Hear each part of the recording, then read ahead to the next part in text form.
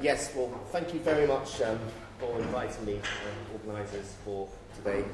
It's a very privileged specialty to be part of transplantation, and I'm also lucky enough, as Robin's alluded to, that I've been involved with transplantation before I became a doctor even. So, I saw my father sort of going through this process with a lot of the faces that Brian mentioned in terms of Keith Hobbs, Ken Hobbs, Keith Rolls joining the unit.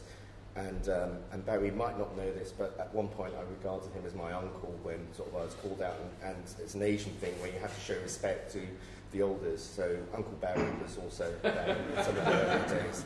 So what I'm going to talk to you about today is the current sort of transplant outcomes and where I see the limitations.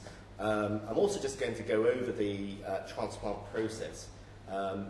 And that will just give an idea of the sort of patient journey, and you can get ideas as to where there may be limitations in that particular process. So we've been talking about liver transplantation, that's why we're here today. I suppose it's really important to know, why do we perform liver transplants? It's not because we can, it's because there must be some really key reasons for this. Patient benefit has to be at the end of this. So these are the four broad categories that I regard us needing to perform liver transplantation. To treat chronic liver disease, to treat acute liver failure, and to treat certain types of malignancy, and to replace livers with defective genes that can have an impact on the patient themselves. So in terms of chronic liver disease, this is really sort of manifest by a scarring of the liver itself. The term cirrhosis is used. And this is an irreversible process which has a major impact on the blood flow through that patient. It has an impact in the sense that patients start to get quite nasty symptoms that could be sort of considered minor if it was affecting us on a one-off basis. If you were tired or lethargic or developed itching in an afternoon, you'd just be pretty upset. But if you imagine that was part of your life, you'd feel pretty miserable, and you may even get to the point of being suicidal with this. So although some people may smirk at the thoughts of people having transplantation for tiredness, itching, lethargy, this does become a major reason if you're that particular individual. The second thing that happens when you have a scarred liver is the blood flow around the liver and changes, and you get something called portal hypertension, a build-up of pressure around the liver. And the capillaries and the blood vessels in the abdomen start to leak, and you start developing a build-up of fluid in your abdomen, a term called ascites. And this can be miserable. It can start compromising how comfortable it is to breathe in and out. If you're carrying 10 litres of fluid sitting inside your abdomen, it can really have an impact on your quality of life. But really, you then go on to some real sort of risks to your life with severe complications. The ascites, the fluid in the tummy, can become infected, and you can get quite a nasty episodes of peritonitis. You may start vomiting blood. I mentioned that there's a build-up of pressure around the liver. Now, one of the ways in which this build-up and pressure of the blood supply around the liver tries to decompress itself is to find other ways to make its way to the heart, which is where blood tries to make its way to.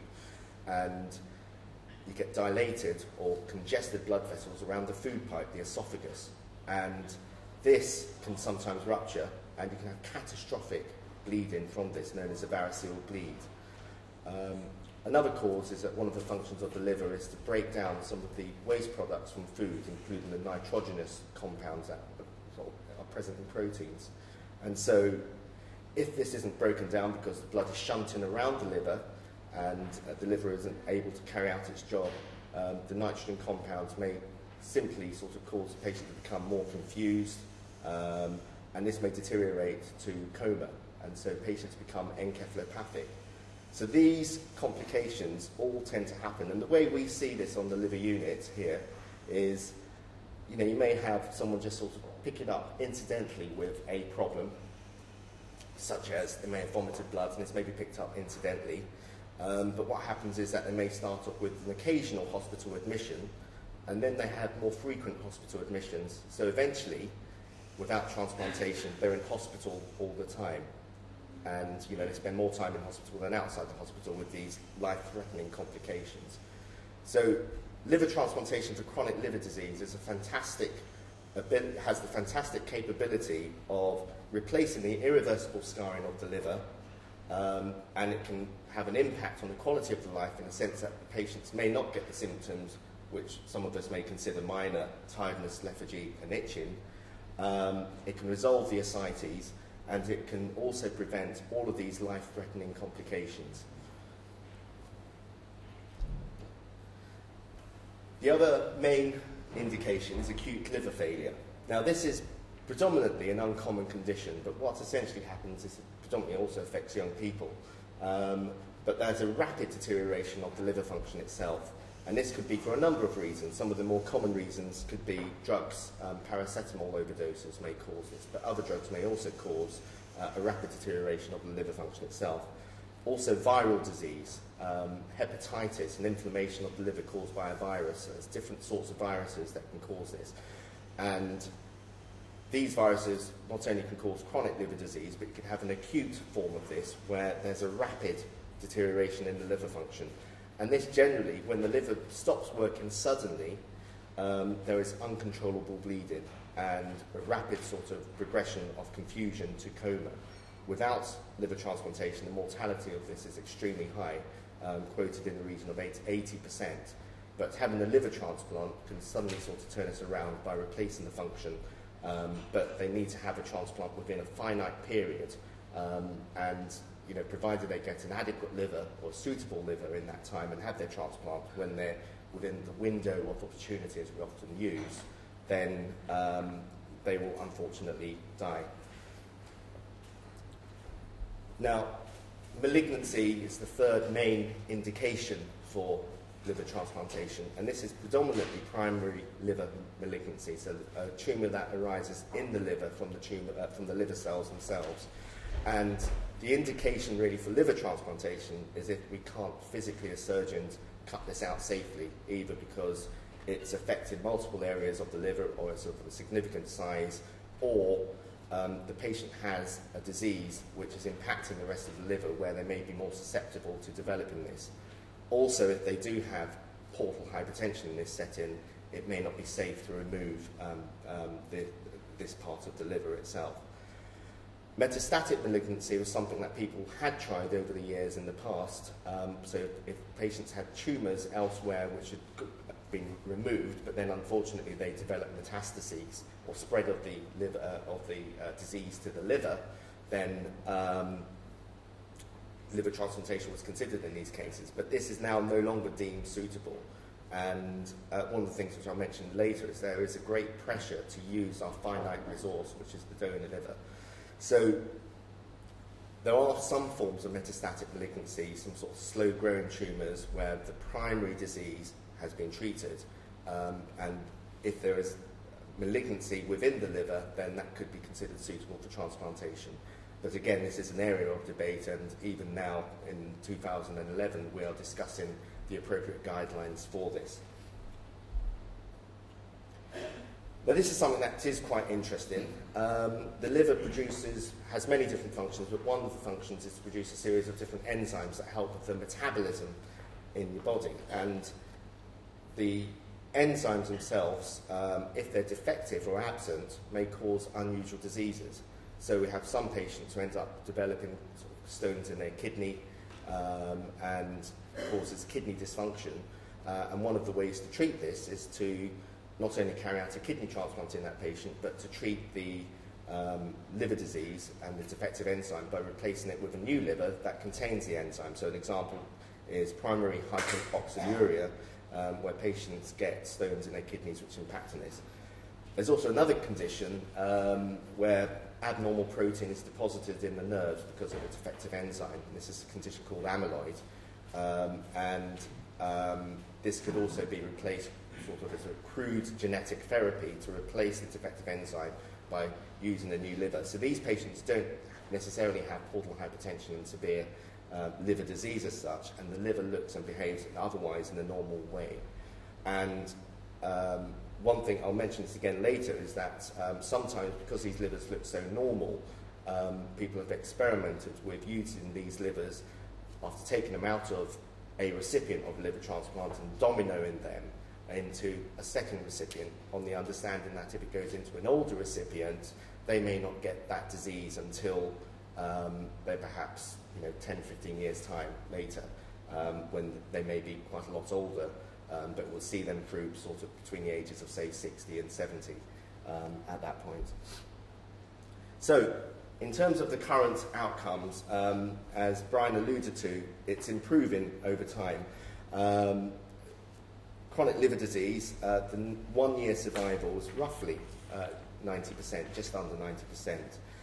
Acute liver failure is significantly less than this. There's poorer outcomes, 70%, but if you bear in mind that 80% of these patients are likely to die within sort of 24, 48 hours without a suitable liver transplant, then if you convert that to a 70% 1-year survival, if people were gambling, they really would like to take this particular gamble itself. And there's lots of different advances. The two which I feel are most appropriate is the advances in anaesthetic care. I'm really only saying that today because I can't see any anaesthetists here. If they were anywhere near us, I would have said that surgery is the number one cause. And the advances in immunosuppression.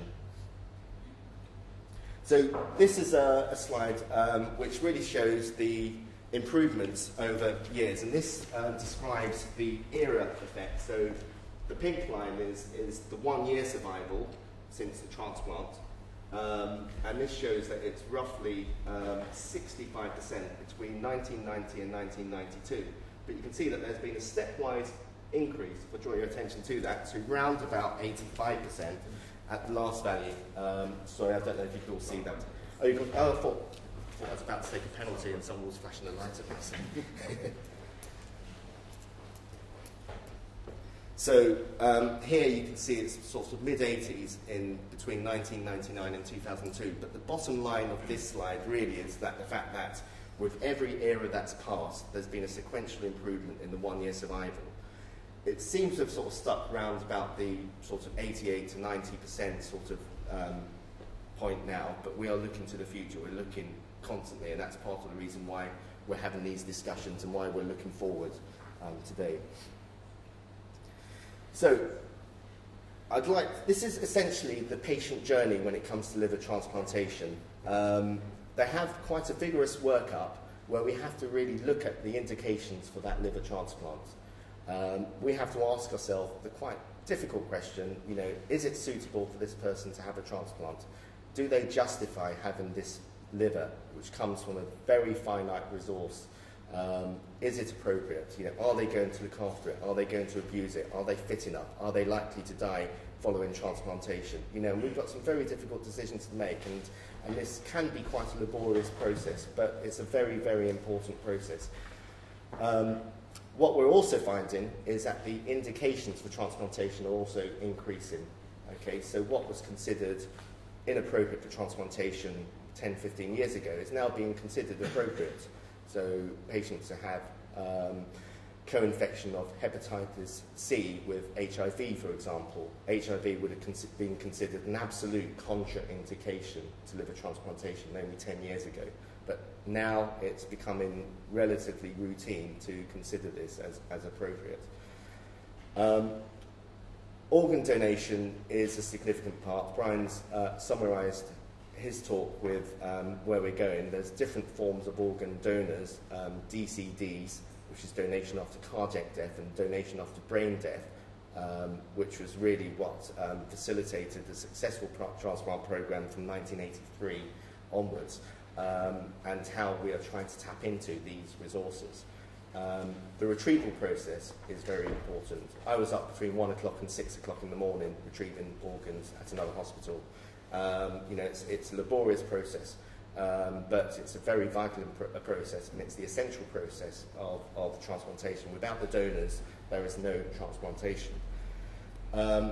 In terms of the recipient operation, I've mentioned some of the benefits and some of the key factors relating to the recipient operation, but this is where a lot of the focus has been on trying to make the advances. I think we've refined it as much as we can, although speaking to my colleague Corinci today, looking forward to the next 10, 15 years, he's telling me that it'll be robots doing the operation, so don't worry, Bimbi. Post-operative management and care.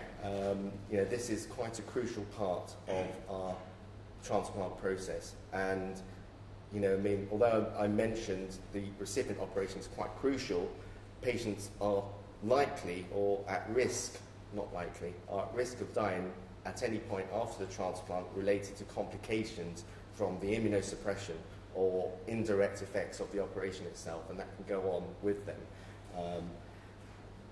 in the future. So this is essentially what a liver transplant looks like. Brian's already presented his case. This just shows that essentially it's a glorified plumbing job, as we mentioned. It's essentially 5 joins between the top of the cava, the bottom cava, portal vein, bile duct, and artery. So technically there hasn't been too much change since the early days of transplantation. The benefits have come elsewhere, but I felt I had to show you a surgical slide as well as part of me being a surgeon. So this is my view of the limitations of the current process. I think it's fair to say that we don't know what the quality of the donor liver is going to be. So it's not sort of, let's go to Asda and pick off an ideal liver for my transplant on the top shelf or middle shelf, the bottom shelf. It's not a sort of price war. You don't get this. You get called in for your liver transplant, and there are certain risks associated with that donor liver. The donor, by virtue of the fact that they've died, has undergone a major metabolic process, which has killed them essentially. But the body has responded to try and keep that person alive with every possible means, sort of throwing every possible hormone, every possible sort of chemokine or activating factor, which will protect all of the organs and try and keep that person alive. Now, these may be great in life because they're trying to keep you alive, but they are very damaging to that liver. And so there's an injury that's happened during the process of that death. And there's no real way to assess this prior to retrieval. You can sort of look and speculate, and you can work out things as to how long that person's been on ITU, what the nature of the death was, whether they had infections, and we just can't really assess that. The next point to mention is that there is a real risk, because these aren't new livers patients getting, they're second-hand livers. Okay, there's a real risk of disease transmission. Okay, and when I say disease transmission, infections and cancers. Now, again, it's a very delicate and precarious balance. I was out between 1 o'clock and 6 o'clock at another hospital, and from this elderly donor, there was an abnormal lump in the liver, which essentially compromised whether we could go ahead with using this particular liver. So these are real things that are happening in 2011.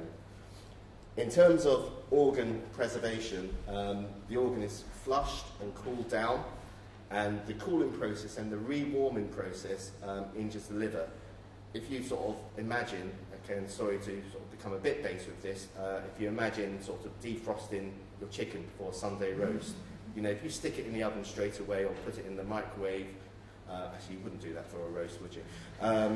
It is obviously going to damage the organ and damage the chicken, so it won't function, and it will taste very different, and the function is very similar to that. Okay. I didn't time that in time for lunch. It's all right. Good. All right. In terms of the recipient as well, the cooling and rewarming with the blood subsequently can have a major impact on how that recipient does. Immediately, there's perhaps some toxins, is one way of looking at it, reactive oxygen species, free radicals, sort of nasty things which are going around trying to beat up the body, are hit into the circulation. And this can cause a significant impact on the recipient, even at the time of a successful, straightforward transplant. The other fact to watch is rejection of the liver. So our bodies are all primed to reject anything that's foreign. in us. Okay, so if you put a new liver in, fair enough, it's been transplanted to save that person's life, but that person's immune system will try and reject that liver and beat it up from the very first moment it sees it. That is a major limitation of this. This has often been regarded as seen as the holy grail of transplantation, when we don't need to use immunosuppression and we don't cause rejection of the liver because the liver has some form of tolerance or the host has some form of tolerance to the new organ. So the purpose of this slide is to really show, sorry, I'm aware that you can't see here, is to really show that the patients on the transplant waiting list are increasing, okay? But in terms of the transplants performed, and these are all transplants and these are all patients on the transplant waiting list, these are roughly staying the same. So going back from 2001 to 2010. And this just shows that the number of transplants is sort of up and down most years. Maybe there's been a slight trend of an increase in the more recent years, but generally speaking, this gap is getting bigger compared to this gap. And that reflects the increase in indications for transplantation, more people demanding transplantation, but the donor pool being relatively static. So the shortage of donor organs is reflected in terms of transplantation of there being a real risk of people dying on the waiting list. So getting onto the transplant list is one thing, but waiting for that organ is another. And there's roughly a 10% chance, a 1 in 10 chance that you'll die on the waiting list. There's also a chance that you'll become too unwell to carry on staying on that waiting list, and so you'll become untransplantable. So it's transplanting the person during their window of opportunity, which is the crucial limitation that I want to impress on you. So to prevent deaths on the waiting list, we are changing the nature of the donors on offer. We are using livers from older donors. I've already alluded to one last night that I went to. We're looking at donors after cardiac death, which is associated with increased risks in the recipient, in particular for the liver itself. We're looking at steatotic, which means livers that are infiltrated with fat, with more fat than you'd expect. We're looking at splitting the livers, as Brian has alluded.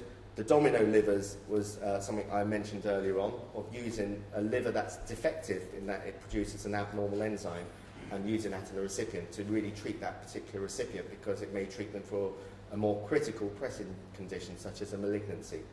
And we're also looking at using livers from people with diseases, such as hepatitis, or even malignancy, which sounds shocking, but we do deliberately on occasions use these because we know that the risks are less for the recipient. And living donation is also used to bridge this gap. This is really just to impress that the type of donors is changing. So this is all transplants, and this just shows what's happening in all transplants, including kidney.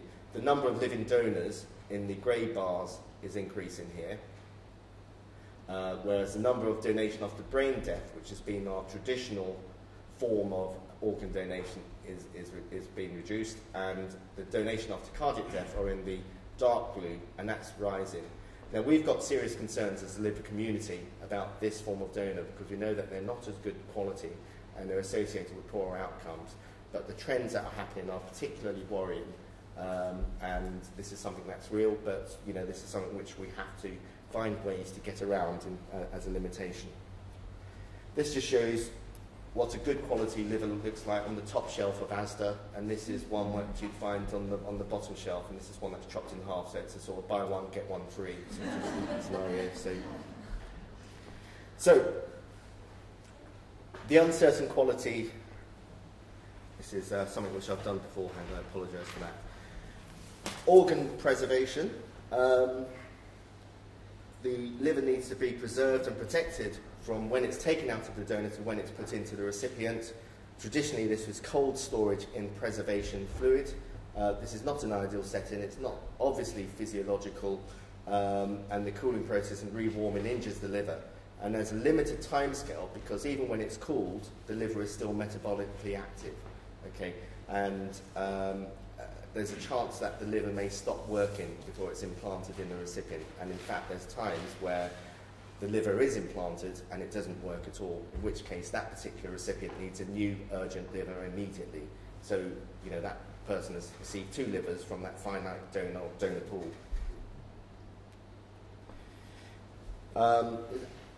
Rejection, different types of rejection, sudden and slow rejection.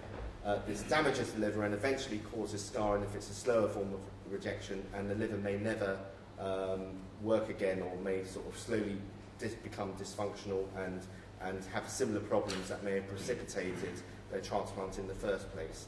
So this is a significant limitation, a sort of chronic rejection that occurs.